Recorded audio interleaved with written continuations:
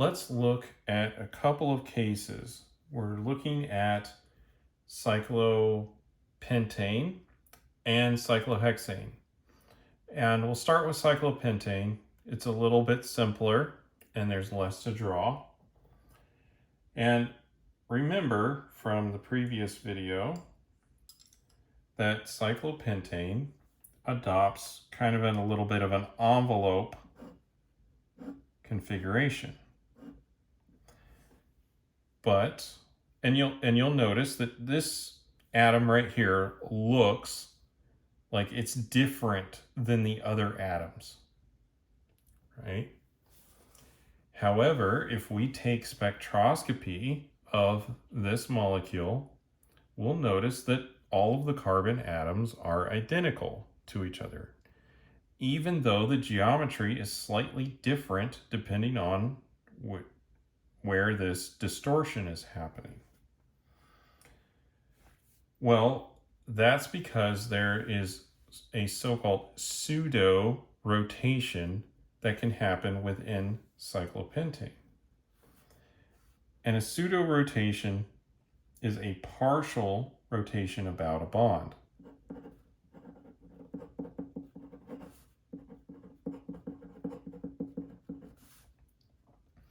Now, this will not break the bond.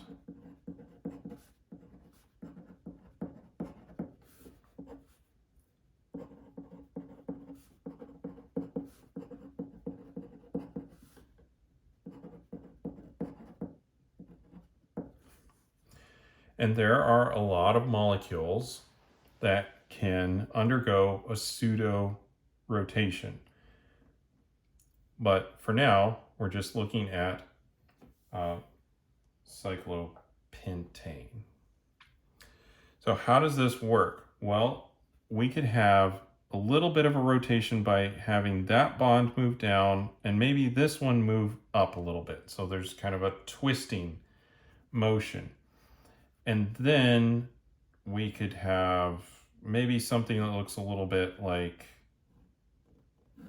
that. But I probably should just do this with the model kit, and that might be easier to see. So I'll exaggerate that again by making it a little bit of a bigger angle. And let's just say that this one is that carbon right up there. Well, a pseudo-rotation would have maybe this carbon come down and that one kind of move up, right? And then we get a kind of that picture.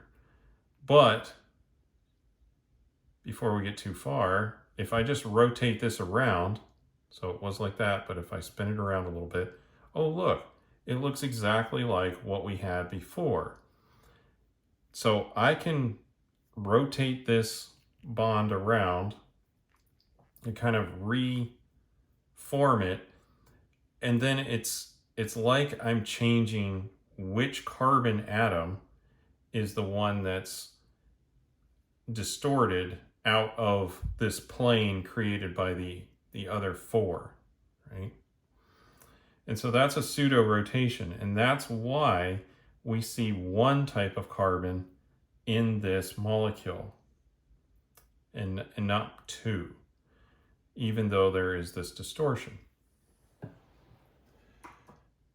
So now that we've talked about cyclopentane, we can talk about cyclohexane, which has this kind of pseudo-rotation, but it's a little bit more involved, and we call it a chair flip.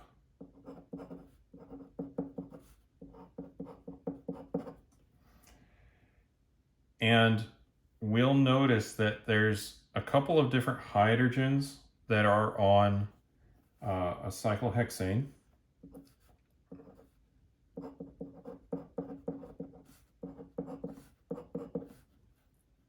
Or two different positions that are on the ring.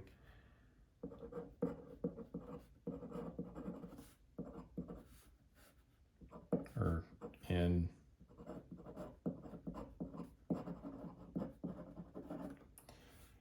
we've labeled these equatorial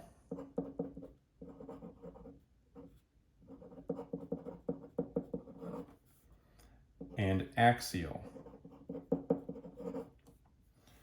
The equatorial are mostly in a plane around the molecule. They're not exactly in the plane because they do go up and down a little bit in that area, but it's in that flat kind of part of the molecule. So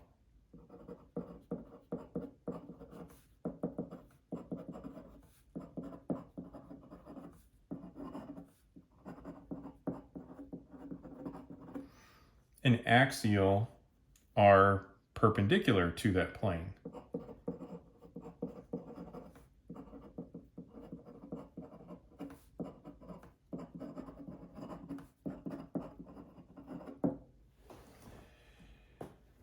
And when we do a chair flip, it will switch all of the equatorial positions into axial positions, and it will switch all of the axial positions into equatorial positions.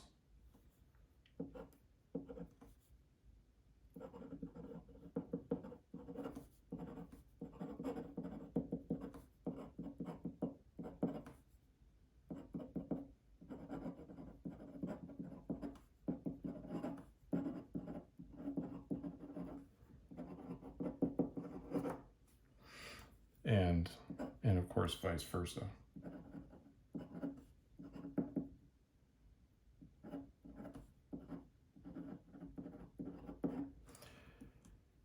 So this is where the model kit with the two different colors of atoms on it comes into play. So I have indicated that all of these in the current configuration, all of the white hydrogen atoms, or all of these white atoms here, are in that molecular plane. They're all relatively in this flat plane that goes kind of around the molecule. And some of them go up a little bit up, and some of them go a little bit down from the plane, but it's all kind of relatively flat, especially when compared to the ones that I've indicated with the different color here. So here's all of these green ones that are perpendicular, so they're facing up, and all of the orange ones that are facing down from that plane where all of these other hydrogens are. And these two positions are distinct from each other, and we'll talk about this a little bit later, but if you have large groups, they prefer to be in the axial position rather than, the equatorial position rather than the axial position because of strain in between these groups here. I'm getting a little ahead of myself. Let's back up and actually do a chair flip. So you'll notice again that all of the axial positions are some other color than the white ones, and all the white ones are in the equatorial position. So I'm going to do a chair flip. The way to do that is to bring this atom down and to push this atom up. And so I'm going to try to do that while all in view of the camera. So I bring that down, and this is actually a configuration that's called a boat configuration. If I turn it like this, you can kind of see like a little boat. But I'm going to turn it back so that we don't get lost of what just happened. So I move this down, and then I'm going to move the other one up, like so. And now you'll notice that something happened. All of the white atoms that were in this plane around the molecule flipped position. So now what was equatorial has now become axial, and same down here, these are all axial now. And these are now all equatorial. You'll also notice, if you remember, the orange atoms were facing down before I did the chair flip.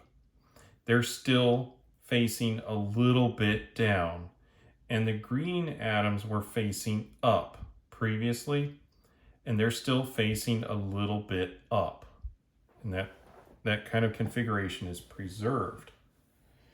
So that's how to do a chair flip. And that's possible. And these molecules are constantly moving around. But there are energies, barriers that you have to overcome in order to do a chair flip. So if I go back into what I said was a boat configuration, you can see how these two atoms here are getting very close to each other. And so that is a less desirable position for them. And there's other atoms that, they're just a little bit closer than they should be. And so that's another reason why this can then rotate out and there's a configuration where these kind of twist a little bit out of each other's way. It's called a twist boat configuration. You can kind of see how we're distorting this. And so these two bonds here are not parallel to each other anymore. And it's doing that to get these two atoms farther apart from each other. Anyway, let's keep going here and get it back into our original chair configuration. If I can finagle this model kit back into that position. And so now we're back into where all of our hydrogens that are white colored are in the equatorial position, and then the axial positions are again occupied by the other color atoms. And I again did that to emphasize the difference between the axial and equatorial positions. Now, this is something that is probably best understood if you have your own model kit and play with it a little bit and try to look down these bonds and look at the interactions and see what is getting close to each other, and start to try to imagine if I have something really big over here versus I have something big in the axial positions, what does that mean, and what are the things that it can run into? And if I had two large groups, if I had one here and I had one there, then those could interact with each other and push each other apart, and it would be difficult for it to adopt that configuration. So once we actually start to place things that are other than hydrogen on a cyclohexane, then you'll see a little bit more of this string. And we'll probably have another video just to really unpack that coming up.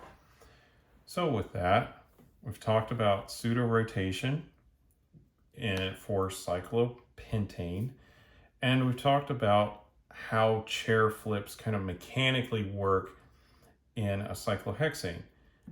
We have two different positions, equatorial and axial, within cyclohexane, and we can convert those by doing a chair flip maneuver. So thank you for joining me for this video, and we'll see you in the next one.